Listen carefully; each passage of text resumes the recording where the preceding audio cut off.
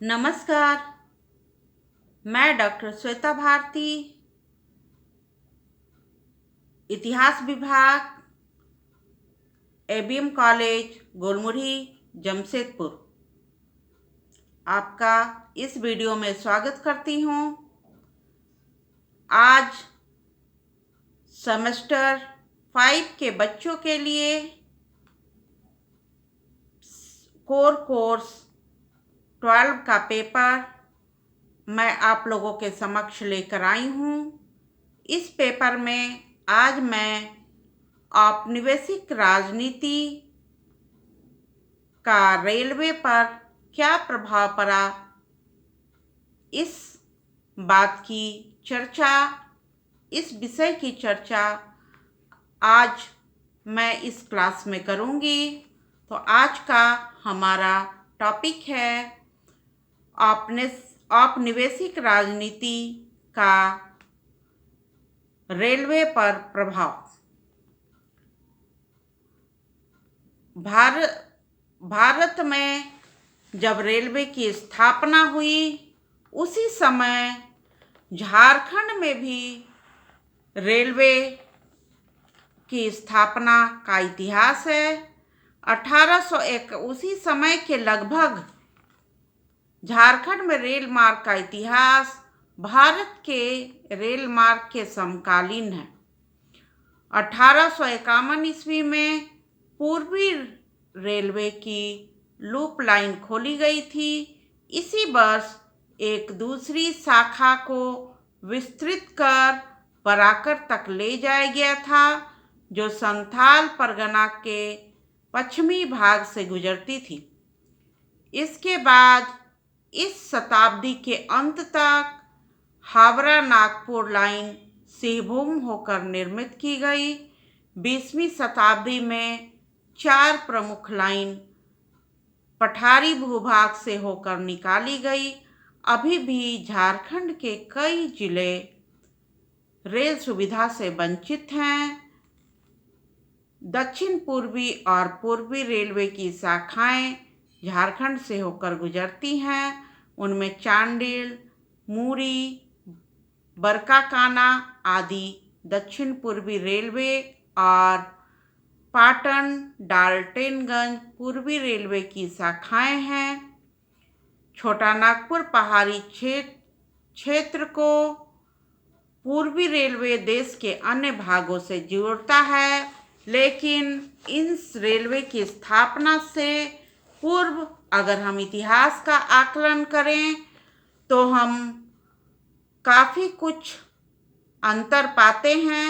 हम देखते हैं कि ब्रिटिश काल से पूर्व हाथी, यहाँ झारखंड में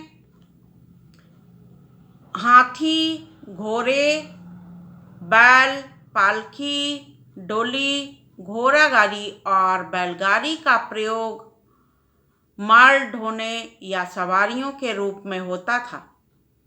कंपनी काल के अंत तक रांची शहर में 2 पुरुषों द्वारा चालित हाथ रिक्शा आया।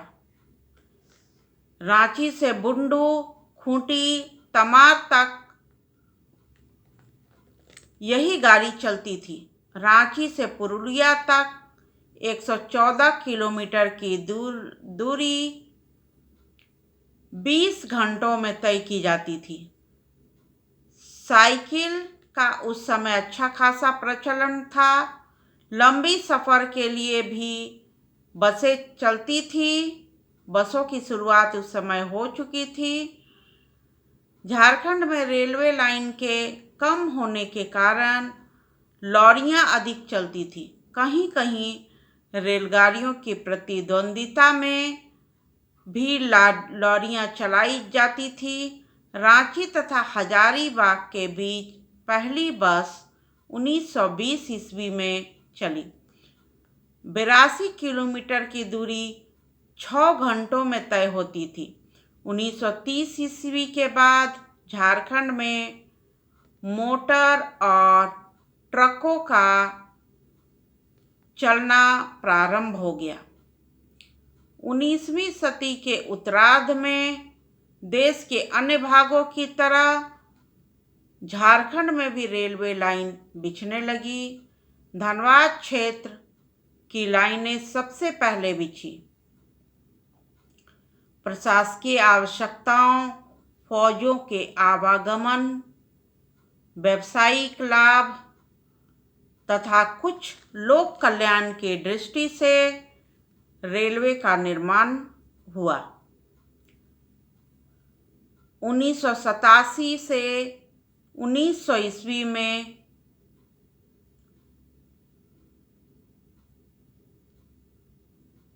191900 ईस्वी में जब पलामू में भयंकर अकाल पड़ा था, तब बाहर से अन्न मंगाने की आवश्यकता आ गई थी। तब 1902 ईस्वी में वारुण से राजहरा तक रेलवे लाइन बिछाई गई और 1929 ईस्वी में यह लाइन बरकाकाना तक बढ़ाई गई। रांची पुरुलिया रेल लाइन का निर्माण। रांची पुरुलिया रेल लाइन का निर्माण 1905 ईस्वी में किया गया। बंगाल के गवर्नर सर एंड फ्रेजर ने 14 नवंबर 1907 ईस्वी को इस रेलवे लाइन का उद्घाटन किया। 1911 ईस्वी में रांची लोहरदगा रेल लाइन बनी। सार्वजनिक उपयोग के लिए इसे 1913 ईस्वी में खोला गया। 1947 ईस्वी में पहले झारखंड में 3 रेलवे कंपनियों की गाड़ियां चलती थीं। ये थी east Indian railway, Bengal Nagpur railway और light railway. East Bengal railway का मुख्य या कार्ड लाइन पर झारखंड में केवल 4 बड़े स्टेशन थे: बराकर, धनबाद, गोमो और हजारीबाग रोड। मधुपुर से एक लाइन जगदीशपुर और महेश मुंडा होकर गिरिडीह गई थी। इसकी लंबाई 37 किलोमीटर थी। धनबाद कोयला क्षेत्र में कई छोटी छोटी लाइनें थी, इधर उधर फैली हुई थी। एक लाइन धनबाद से कतरासगढ़, फलारी टांड और जमुनिया टांड होकर चंद्रपुरा जंक्शन तक गई थी तथा दूसरी धनबाद से झरिया और गोदना होकर पथरीडीह तक गई थी। प्रधान खंता को पथरीडीह से और मत्री को कतरासगढ़ से जोड़ा गया था। यहाँ पर बीएनआर की भी छोटी मोटी लाइनें फैली हुई थी।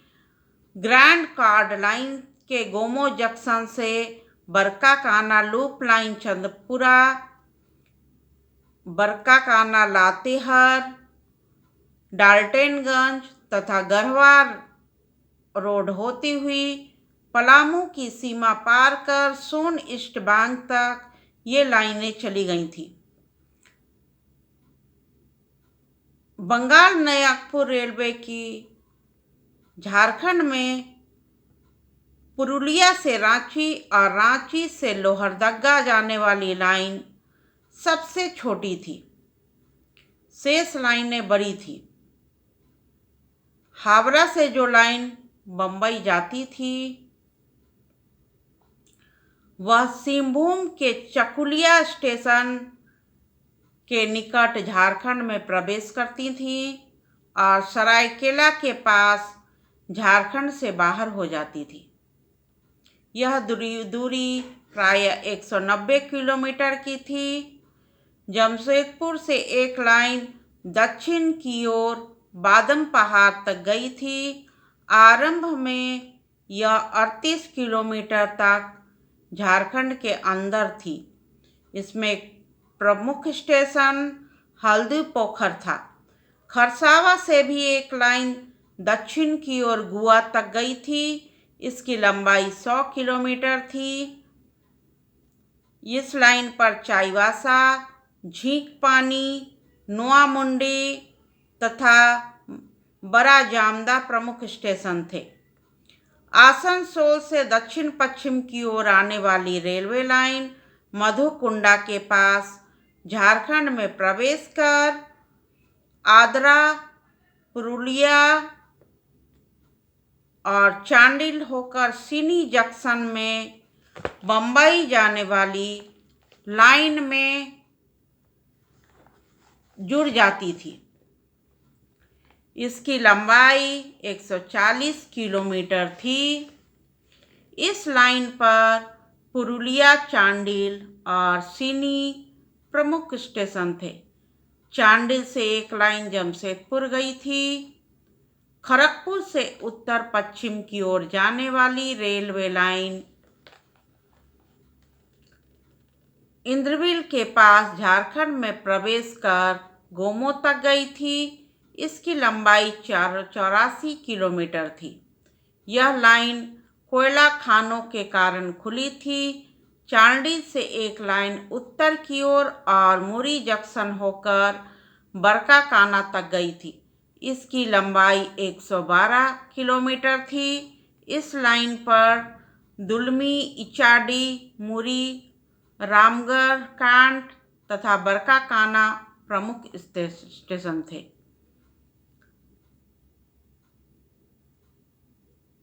बीएनआर की वे छोटी लाइन पुरुलिया से रांची होकर लोहरदगा गई थी, जिसकी लंबाई 177 किलोमीटर थी।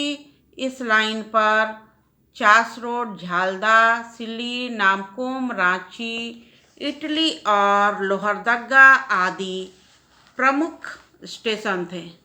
इस प्रकार हम देखते हैं कि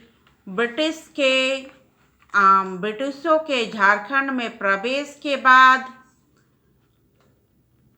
झारखंड में रेलवे का विकास तो हुआ, लेकिन जंगल और जमीन से जुड़ने वाले आदिवासियों की प्रकृति से जो जुड़ाव था वह धीरे धीरे समाप्त होने लगी और इसका स्थान कई औद्योगिक नगरों ने ले लिया। जमशेदपुर ब्रिटिशों के आने के बाद जमशेदपुर, झरिया, बोकारो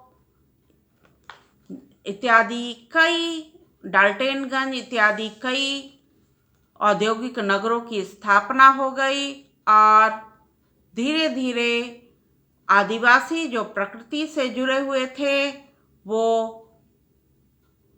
प्रकृति से विहीन होने लगे और यहाँ बड़े बड़े औद्योगिक नगर बसने लगे और जंगलों के कारण जो झारखंड की पहचान थी वह धीरे धीरे नष्ट होने लगी और रेलवे की स्थापना से जीवन सुलभ हुआ। ये बात भी सत्य है, परंतु प्रकृति से जुड़ाव समाप्त हो गया। औद्योगिक नगरों की स्थापना से रोजगार के अवसर सृजित हुए और यहाँ के लोग उन औद्योगिक नगरों में कार्य करके अपने जीवन स्तर में सुधार किए। धन्यवाद।